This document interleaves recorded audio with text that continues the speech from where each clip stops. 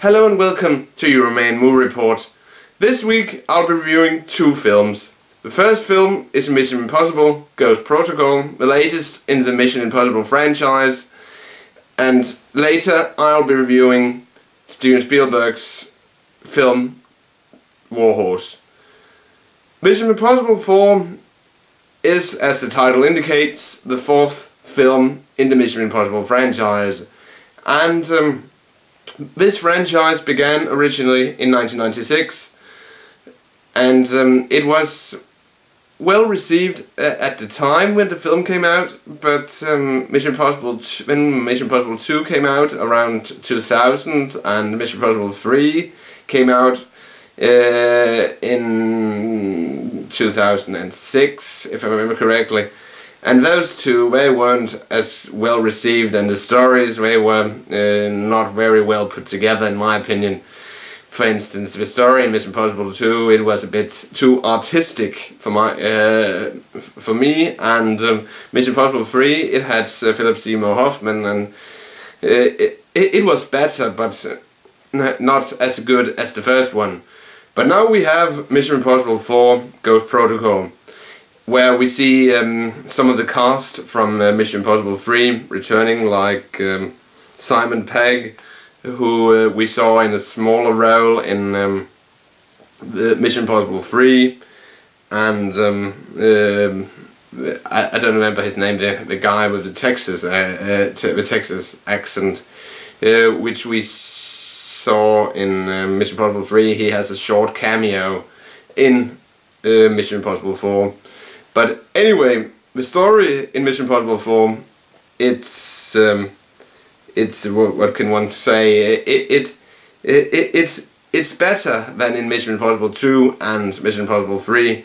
It isn't a James Bond movie. It tries to emulate a James Bond movie, but it isn't a James Bond movie. And one thing which struck me when the film began is that the intro where we see the actors' names and the people who were involved in the production.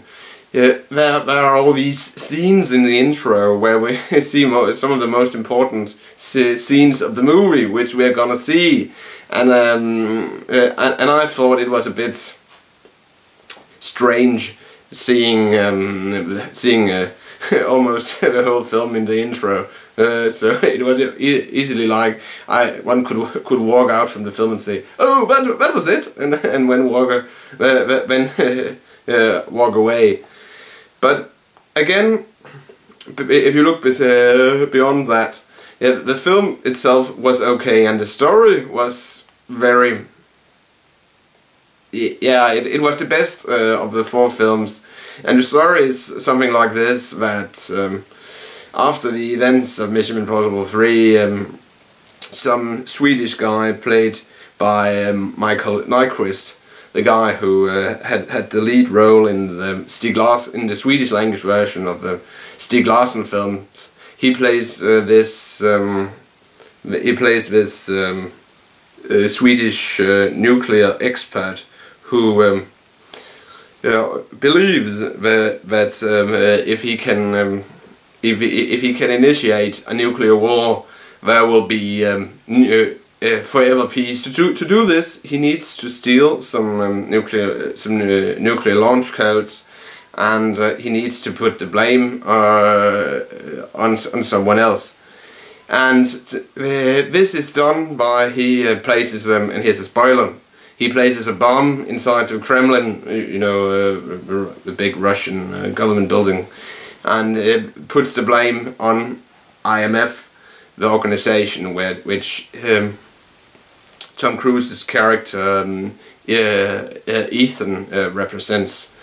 And basically the entire film is about Ethan and his team trying to prevent Kurt, as he's called in Mission Impossible 4, from acquiring these tools which will allow him to launch this global nuclear war, and then also that Ethan and his team needs to demonstrate that it wasn't them behind the Kremlin bombing, and they need to redeem IMF. So and that's basically it.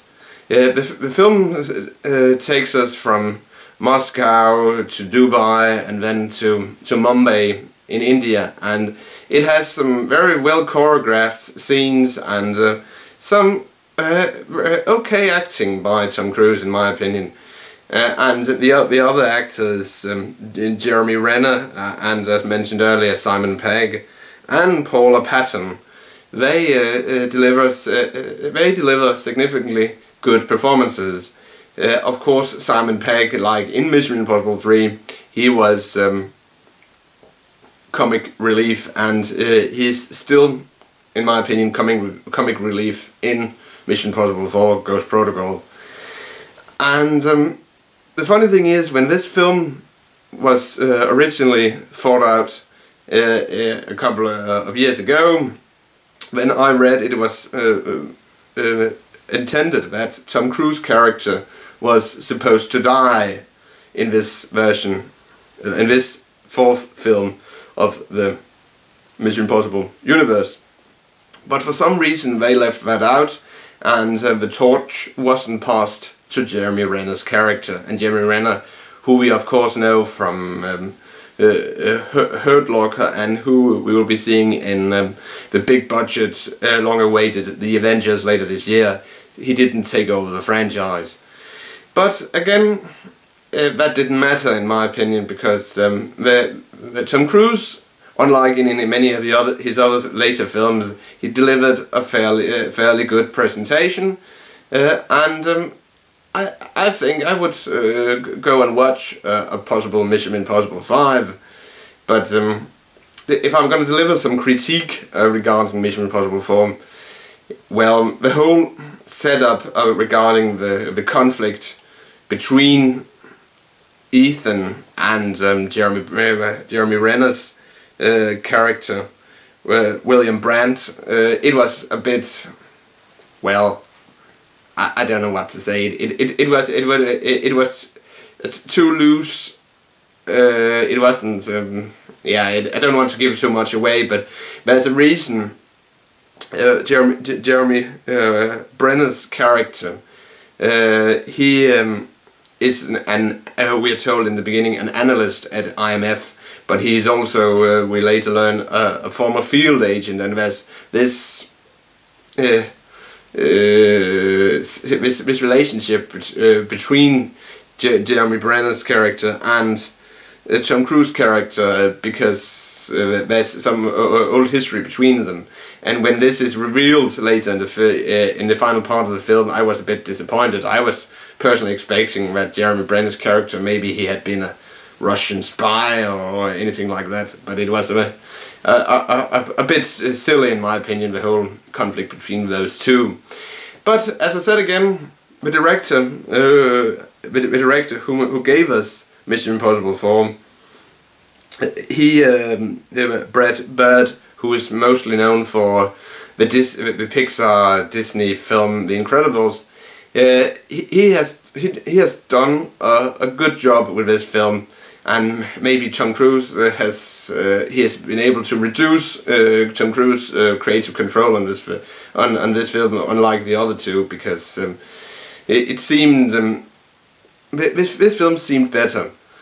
So yeah, the effects were okay, the music were okay, and I must say, to stress that this film, it seemed a bit like a 2 hours and 17-minute version of an Apple ad, because they were all of them using iPhones and iPads and Apple laptops. So I guess Apple paid a lot of the budget for this film. So, but if you can handle to watch Apple products and handle to watch Tom Cruise act for 2 hours and 17 minutes, then you should definitely go check out this film, because it's much better than the two previous films. But a note: if you need to go and watch Mission Impossible 3 before watching this film, because Mission Impossible 3, many of the characters, like Simon Pegg's character,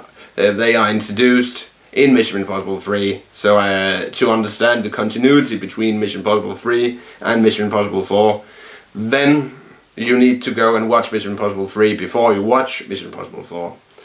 So if I'm gonna rate this film, I would say, yeah, 4 out of 5 Coca-Cola bottles, because I was pleasantly surprised.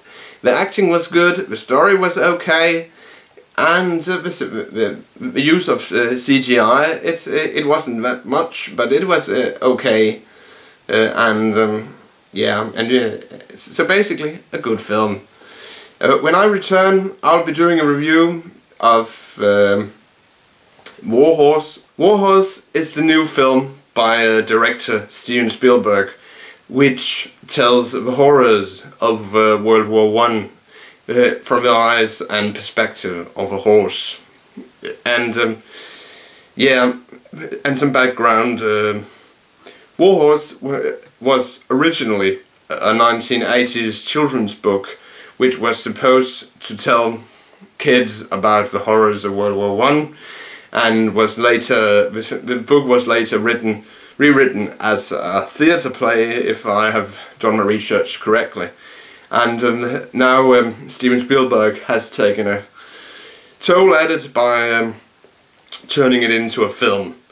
And War Horse, basically, yeah, it's about this young man who lives in rural England just before World War I, and his dad, he gets this horse, Joey, which young Albert forms a bond with, and when World War I breaks out, Joey is sold to the British cavalry, and then we follow Joey, who in the duration of World War I gets these different owners, and then of course young Albert, he wants to get his horse back, and then he enlists in the army to get his horse back. and then before man and horse are reunited or not, then you have to, of course, you have to go check out the film if you want to see if they reunite or not. But then the horse participates in different battles of World War I, where it has several different owners, British and Imperial German cavalrymen owners, and then that's basically it. The story is about this the horse and the experiences it has during World War I, and it has all of these emotional scenes with emotional music, which is supposed to make you cry. And I must admit, the film made me sob in some scenes, but because it's very emotional, and it's typical Steven Spielberg, but it isn't it has some very well choreographed cavalry battles, very well recreated World War I battles, but besides from that, some people might find this movie boring, but if you can appreciate an emotional film without getting emotional film which isn't too sobby, then you should definitely go check out War Horse. And it has some good acting and some great, as I said, well choreographed battles, and of course the music. It's written by John Williams. It is fits well with the emotional mood of the film, in my opinion. And in the film, of course, we meet Jeremy Irvine as Albert, Emily Watson as Rose, and David Tewels as Lyons, and of course there's several other characters. Captain Nichols, who gets possession of the horse in the beginning, played by Tom Hiddleston, the guy who we saw in Thor in 2011, and who we are gonna see in the Avengers. It was fun to see him in a different environment, and of course there are several characters. You can go out on IMDb and check them out. But basically, it's an okay film in my opinion. And if you own a pet, I have a pet cat who isn't here at the time. It's sleeping in its basket. You will appreciate the connection you can have as a person with your pet, and if you don't have a pet, I don't know if you can appreciate Warhorse, but if you're not sure, you shouldn't waste your money, of course. But basically, Warhorse, it's an okay film, and I appreciated it. Yeah, and I would say again, 4 out of 5 Coca-Cola bottles. That's basically it. And before we go, don't forget my free giveaway. I've decided, since this is the new season, to give away my DVD copy of Mission Impossible 2. You can see here it's a bit old. It says PlayStation 2 compatible, and but it's a good DVD copy. It contains a lot of as you can see here, behind the scenes material regarding the production of Mission Impossible 2. So to get this free copy, and I only have one copy of Mission Impossible 2, you favorite this video and tell me why I should send this copy of Mission Impossible 2 to you. And if you do, and if you write something good, I will send this copy to the person who writes the best comment in the comment section below. So that's it. Euroman of Euroman's Movie Report signing off for now, and I will return with a review in 2 weeks.